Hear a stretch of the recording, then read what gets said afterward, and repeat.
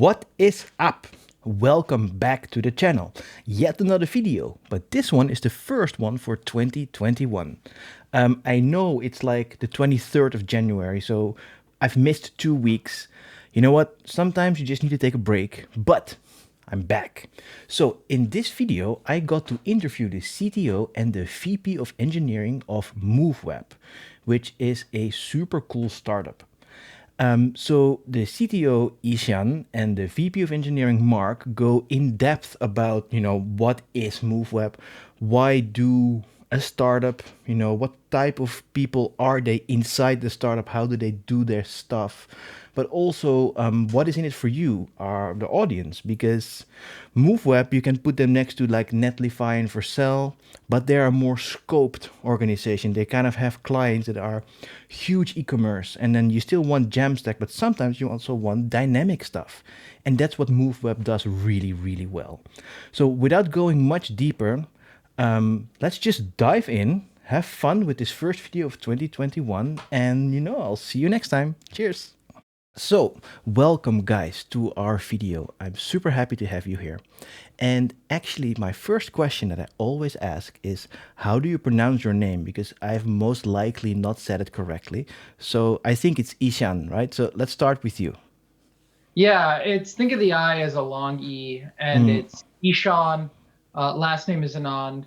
I'm the CTO and co-founder at Moovweb. Mark's name is a little hard to pronounce. Yeah, go for it, Mark. Mark Brocado, VP of Engineering at Moovweb. Awesome. And does that sound like American Italian or something? Am I right here? The source of the name is Sicilian, but my parents immigrated to America turn of the century, There you go. So. And are you now still there, or because No. I think you're in my time zone, right? Which is CAT. Yeah, I'm in Tallinn, Estonia. Born in middle of nowhere, New Jersey, and now I live in Tallinn, Estonia. So kind of a wandering path. Well, I always love this part of the interview, which is always the first bit, because now that it's all virtual like this, we can talk to about anyone. Like I've had people from Africa on, and it's good fun. Anyways, so you guys are, I think, my second startup founders, kind of, or VP of engineering people I want to talk to. And what I'm always interested in is like, what made you feel like you wanted to do this thing and start a startup and go down this crazy path of, do I get funding, or do I just make a product people buy and then fund it that way? And like, how did you guys get to start this this enterprise of yours? Yeah, so my personal journey has been, at least technically, always kind of slowly working up the stack from kind of device drivers right out of school to cloud, web, and mobile here at Moovweb. And when the iPhone came out, I was actually doing a self-funded startup trying to build the App Store for the iPhone before there was an App Store. Really? There was no App Store? I don't remember not having an App Store. Yeah, so people don't really remember this, but the first year the iPhone was released, there was no App Store. There were no native apps at all. There was no SDK. And what Jobs had said was build web apps. Well, that's what we tried to do. And so we tried to collect a bunch of them in like an App Store format. And within about 6 months, they said mea culpa on that and said, we're going to have a native SDK, but you're going to have to wait about a year before it comes out. So at that point, we folded, because if the platform starts building the same thing you're trying to do, yeah, this is kind of the way this goes, right? Exactly. Yeah, you get Sherlocked. So yeah. So then I met up with Ajay, the CEO and co-founder of Moovweb, and he was working on bringing the web to mobile in some novel new ways. And we spent, we were in the App Store on day one when it finally did come out. And we had a product that we released helping companies go mobile in the pre-responsive web days. And that did really well. And then, we've always been, developer centric and developer first. And we saw what was happening in the front end space. And we actually even saw, for me personally, we finally were getting, PWA technologies. We finally had, here we are like 10 years later, we're finally getting the ability to build web apps the way Jobs actually told us to do for the iPhone. I can imagine, like, we really wanted those features. I've been there for like 15 years working on this kind of same stuff, right? And we never had the stuff, and it's slowly starting to get there now. Yeah, But your I, current I startup is completely agree. different, right? Well, that's what got us into really the space, looking at PWA technologies, and really that's the gateway into kind of headless. And Mm, so, we have a long track record of helping, large e-commerce companies. And when we saw what was happening in the headless front and the serverless area mm, and the whole front end movements with React and PWA and Vue and Next and Nuxt, that's when we said, hey, there's a real opportunity here. And we think there's a problem that's really unique that our customers face in the e-commerce space that we actually can bring mm. something really valuable to market. And that's when we launched this new product, the XDN. Cool. So we'll get there in a sec because I'm super interested in that part, and this is also part of why I wanted to interview you guys. But I want to jump into where Mark comes in also because I've been around startups, especially in France, for a while now, and I've been looking into, hey, do I join one, and what would that look like? And then I said, you know what, because I come from enterprise kind of businesses, pretty big ones, agencies and stuff, and the CTO at an agency is quite different than its VP of engineering, for example. It's quite salesy with overview like and managerial tasks. And so between you and Mark, like you have a VP of engineering and a CTO, and in your startup, how does that function? What type of CTO or VP of engineering are you guys? Maybe for Mark, what do you think? Yeah, well, we work very closely together. So a Mm, lot of what we do overlaps. It's just like sometimes it's just better to have two people available to do a thing. Like I jump on sales calls all the time, as does Ishan. We yeah. both are involved in the product management. Where we differ a little bit is I'm a bit more just involved in engineering operations. So I have the engineering team reporting to me. I manage the stand up. I do a lot of the backlog grooming, and then I'm Mm, also much more hands-on in terms of the actual engineering work and just helping people, get on block, reviewing PRs, all that kind of stuff, and okay. writing a lot So of the code.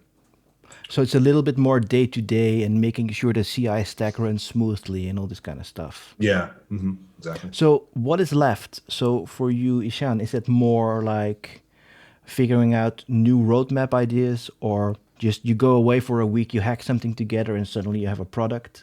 How does that work for you? Yeah, so it's, I actually often reference Vogel's, the Amazon CTO, Mm-hmm. and he has an essay that it's somewhat well known called the Four Types of CTO, and he Mm, breaks it into the infrastructure manager CTO, the tech visionary, the operations manager, the external facing technologist, and kind of like the big thinker. yeah. And so my role is more on the product management side, and I do a little bit more of the customer facing side of it and prospect Mm, facing. Although we often will pull Mark in because look, we're a really technical product, and maybe exactly. we need to go through Webpack and really debug the hell out of that thing. And so we'll often pull him in as well. But what I would say is, so I'm more on kind of the user and customer facing side, and more on the product management side. And the way to think of it is between Mark and myself, with Ajay, our CEO, who's also very technical, we kind of cover all of those four areas of the four types of CTO together in Oh, the company. cool. I for some reason it just came back to me at one point when I was still in Amsterdam. This is years ago.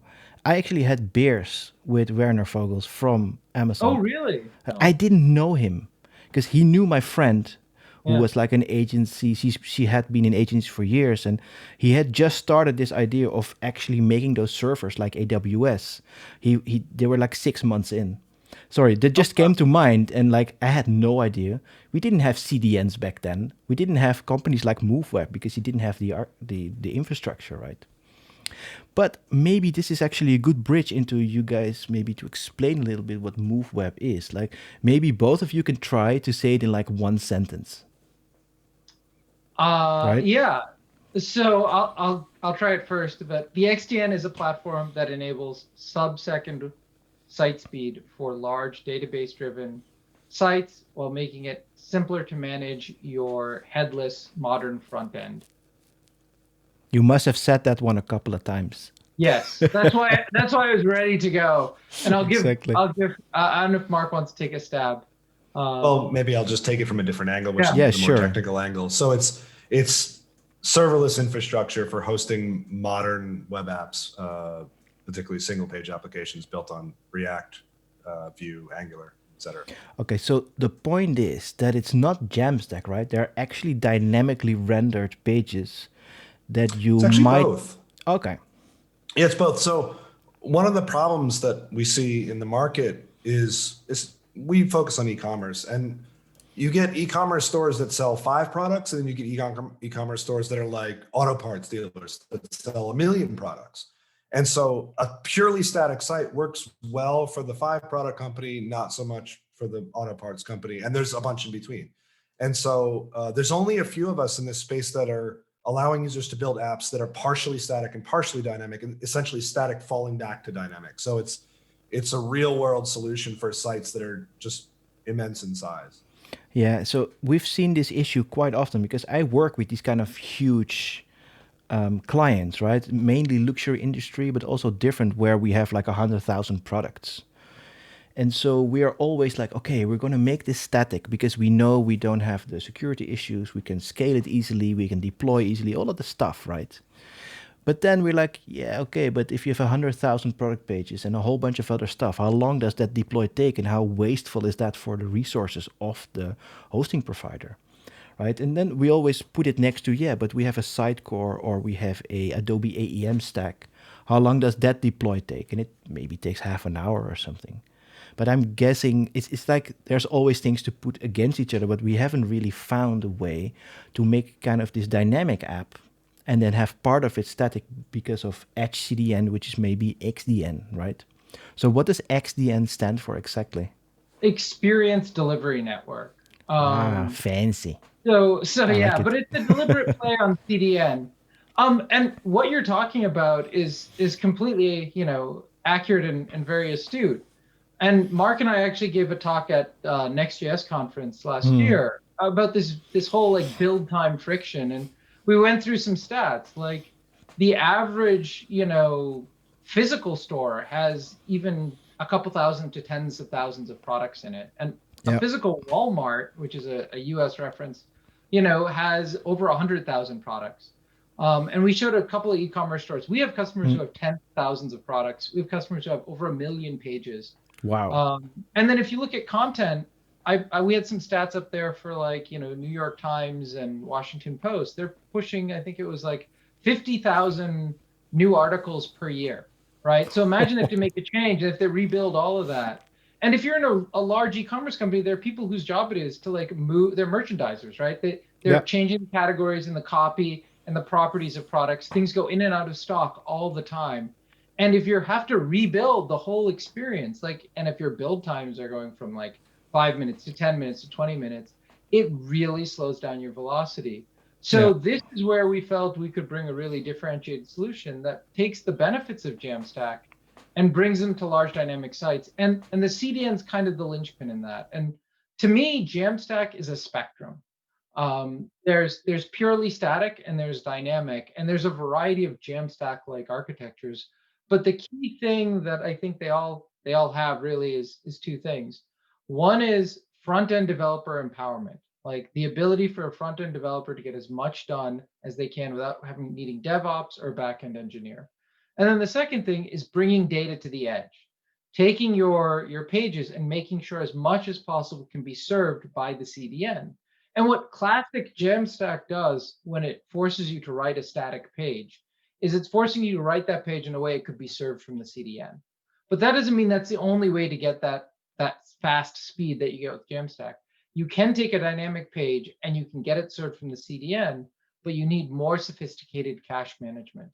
And so that's where we've added a lot of capabilities so you can fragment your cache, you can do A/B testing and your cache stays coherent, and do things like micro-target and micro-clear your cache. When, say, a product goes out of stock, you only rebuild that page.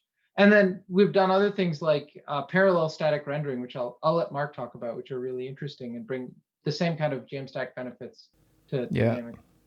Man, I wish I knew about you guys when we did the architecture for one of our, like, I cannot name the client. They're one of those where we cannot talk about it, but they're a huge e-commerce also in the luxury space.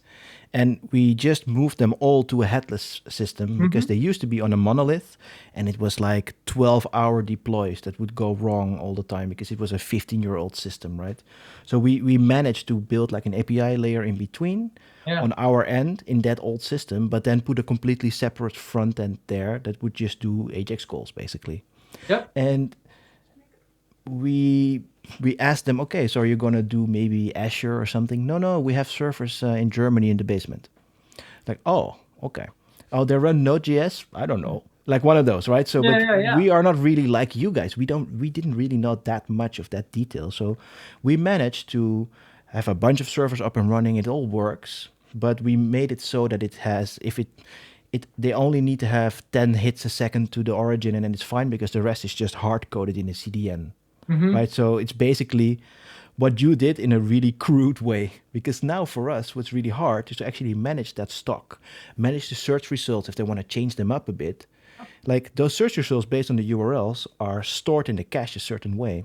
But if you want to change them 5 times a day, we don't have like that micro change that you just discussed. Oh man, I wish we had Moovweb. You probably existed, but we just didn't know yet. Wow. You said something really, though, a really great observation. It's like you were able to put something similar together. Well, we tooled it together ourselves, basically. Yeah, you tooled it. But it's the maintenance and to have something that works reliably and to do it day to day. Like you could set this up where people will end up struggling when they try to DIY it, it's on the maintenance side. Exactly. And that's some of the stuff we take off of people's shoulders so they can focus on, really differentiated features and not just tooling. And just keeping servers up. It's a huge part of the value proposition. Yeah. So, Mark, how do you guys do this technically? Are you using like background functions, like Lambda functions that can run for a while to maybe just statically generate something? So Ishan hinted at that when he talked about a feature of Moovweb's called parallel static rendering. So we use Lambda, serverless functions to do all of the server-side rendering on the platform. And when you think about it, statically generating a site is just doing a bunch of server-side rendering at build time instead of at runtime. It's the same process. And so one of the problems with statically generated sites can be getting a deployment out on a large site could take a long time, especially if the framework itself, like some frameworks are slower than others. And so with parallel static rendering, we can actually push the site out so it's live immediately. And then we use the concurrency of all of our serverless functions that we have available to actually hit the site and server-side render every page that you want server-side rendered. And so we can do like 1,000 or more pages at a time and really rip through the site quite quickly. But even if a user, hits a page while we're iterating through all those, the page will still be served. And the first time it's served, it'll be put in the cache so that all the other users get it instantly from the edge cache. Man, this is so smart. So we leverage that kind of a highly scalable serverless infrastructure. Yeah, it kind of flips JAMstack on its head. Instead of build and then deploy, we deploy and then build. Yeah, man, because we've had things where we said, okay, we're going to have to go fully dynamic, and we cannot do a CDN on a lot of those pages.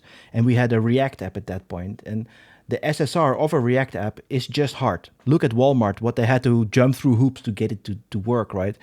We tried also, but actually that website, it was so much faster than what they had before that they're happy, but I wasn't happy because we couldn't do the on-the-fly SSR and then just cache it like you guys do. So this is an interesting one here. Like, so we have the big guys like Netlify and Vercel is starting to grow also. How come you guys are not named in that same, like you have Netlify Vercel to do this, but where's Moovweb in there? Is it because you're just slightly different, or you're not competing on their plane, or how does that work with you guys? Yeah, so we are newer. So at least the product, the company's been around for a longer time, helping specifically e-commerce folks. Sure. And the other thing is we're more focused. So we are very focused. The platform obviously is vertical agnostic. You can use it on any site. And as Mark said earlier, you can use it for a small site that's static, or you can use it for a large dynamic site.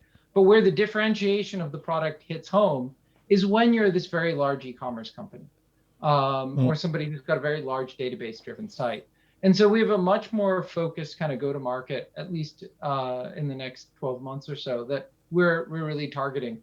And that's probably the two reasons that we're not as well known. But we're working to get ourselves better known, and you'll see us sometimes listed on, if you go to like say the a Vue or Nux deploy docs, I think we're also listed as one of the possible deployment Yeah, you're options. at Nuxt. I know. Yeah, I've Yeah. seen that. Yeah. So Cool. we're definitely trying to make sure people know about us, but our game is a little different. I think in terms of the goal we're playing for is not to get as many developers as possible. We'd certainly like the awareness.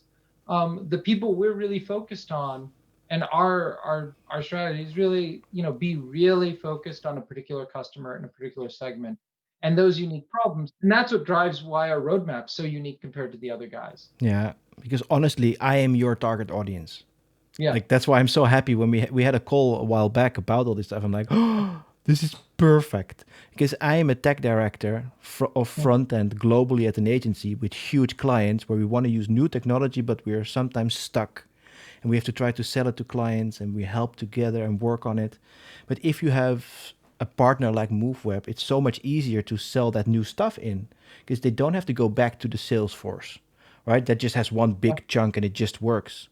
Because you guys, this is kind of a bridge to the next part because you're like part of the Mac Alliance, right? Yes. Yeah. And so this is kind of funny because it's to me when I saw, because where I work at Valtech, we also helped co-found the Mac Alliance, and we talked about it internally, and we actually said it's like there's all this new stuff out there and we want to work with it, but it's so hard to sell into a huge client because they're like, what if this startup just falls over or they pivot? Then we just invested $1 million or 5 million and then we don't have them anymore.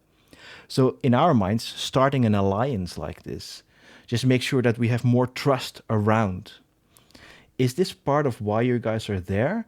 Or is it maybe also the visibility, or what's your mindset in the Mac Yeah. Alliance? It's both. I think it's very much what you're talking about. It's the fear of the new, especially in larger companies, right? These are purchases, quite frankly, that you're betting your career on. Oh, If clearly, especially yeah, if your boss doesn't like what you chose, it's kind of done, yeah, right? exactly. If you're you manage the e-commerce site for a very large, substantial, e-commerce company, your career is on the line when you bring in a technology stack or a platform, and there can be a lot of fear around that. I knew an enterprise sales guy. He used to say, "You're actually selling promotions. If it works, people get promoted. If it doesn't, they end up getting attrited." Wow. And so there's in an enterprise context that those things really matter. So what the Mac Alliance, I think, really does is it helps promote this new thing, reduce the fear. And I think there's also a dilemma of choice that you Yeah. have when you're going headless. There's definitely a movement to headless. It gives people, when done right, better freedom, better velocity in development, and better site speed. But when done right, and when the right components are chosen together. So there's this, like, what are the components I put together? And then what does that right architecture look like? So I actually get these results that are promised. Because a great Yeah. analogy is microservices. We saw a bunch of people go through microservices, which you can think of as, it's kind of the precursors. It's the M in Mac Alliance. But if you Exactly. didn't do it right, you ended up with spaghetti that was Oh even man, more yes. I've worse. been there. Exactly. And so for us, the education of the market on the right way to do it is really important. And we think Mach is going to play an important role, the Mach Alliance, and we want to help make that happen.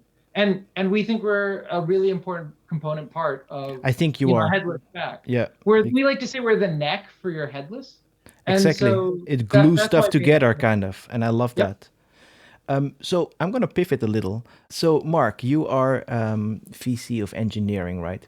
So I can imagine in a startup where deadlines are probably a real thing. There's a pretty big team. There's complicated stuff you're doing. How do you deal with people, and how do you make them happy developers? I think developers are happy when they feel kind of personal investment and ownership in the features they're building. And in that regard, we kind of have an unfair advantage in the space that we're in that we're building tools for developers. We're building a development platform. And so as a developer, almost any other type of job you would take, you're just a developer. When you work for a company like Moovweb, that's a platform company, you are also a domain expert. which brings its own challenges. Sometimes you actually understand the domain way better than your product manager would, or your founder, or whatever. And so it's actually pretty easy. And I've worked for 2 of these types of companies now. And developer satisfaction is one of the last things you have to worry about at these types of companies, because you're so empowered to use your own creativity and experience to create products that really resonate with you as a developer. So it's like cheating. It's a very easy Oh role. wow, I love that. So that also means you're kind of not really there's not real hierarchy, I can imagine, right? There's a hierarchy, like, some of us have more experience in some things than others, Mm-hmm. Sure. and we work with a very sophisticated set of technology, Clearly. and use our kind of wisdom and experience. But in a way, everybody, even a junior developer, is like at least a mid-level product manager in this regard, Yeah, because they sure. really understand the space in a way that you wouldn't if you were working for like a pharmaceutical company or a bank. You have very little understanding of that space, but as a developer, you've used developer tools before. You Sure. gain your knowledge of the space every day that you work. Yeah, so you like where I work, for example, there's a more clear hierarchy that might also be like company and country based. I'm in France, where it's more like that. But what I always try to do is like what you said, right? We're trying to make people feel responsible and take ownership of the stuff they do. And then suddenly that hierarchy doesn't really matter anymore because it kind of boils bottom up. Yeah. I guess if somebody who is a junior developer but loves something, they just take it and then just run with it, and suddenly that becomes the norm. And so I actually, where I work, I had to make that happen. But I'm assuming that for you guys, this is kind of automatic, right? How It's does that? easier. Yeah. Yeah, it's easier because developers can very quickly find things they're passionate about. Whereas, like, the first startup I worked for was a company in the biology space, life sciences space, and it Hmm. was very difficult for developers to understand what the heck they were doing, Yeah. understand the business, and so motivation was a real problem there. But here, a developer, even if you're junior, there could be one very particular part of the space that you understand really well, or that you've had pain with in the past, and so you'd like to Sure. solve that pain on behalf of other developers. So it's very easy to find motivation. I like that. So, as someone in your job, what are the harder bits? What are the bottlenecks in that case? In my specific job, one of the things that is challenging is I've been in this type of a role for a while, and in other companies, I've actually felt like I knew the most about almost everything technically. Hmm. I may have been way more senior than other folks. It's kind of beyond my skill set to be that at Moovweb, given the wide swath of things that we have. So Hmm. I go really deep on front end technology, but servers and CDNs and networking infrastructure, I wish I could be the expert at that at Hmm. Moovweb. I'm good, but I have other people that I have to defer to. So knowing when to defer and when to take a leadership role on very specific technical points is a Hmm. challenging thing. And when you're responsible for a lot of things, you feel like you should be the expert in everything and be able to solve every problem. And at some point, it just becomes impossible. Yeah. And so you have to take that leap of faith and confidence in others. Yeah, I must be honest, I felt that too, but at an agency, right? It's a bit different. But thanks for those answers. It might make me want to move to startups. It's a very interesting kind of approach. It's just a different world, right? So, guys, I really want to thank both of you to take the time out of your busy schedules. I really appreciate it. And also, I'm super excited to see what comes of Moovweb and also what starts to happen now that you're in the Mach Alliance, that more brands might use these services. I most certainly will, because I'm super interested. So, thanks again for your time. And yeah, I hope to speak to you soon about some collaborations. Yeah, thanks for having us. Yeah, thank you for having us on. Awesome, guys. Thanks for your time. Cheers. Bye. Cheers.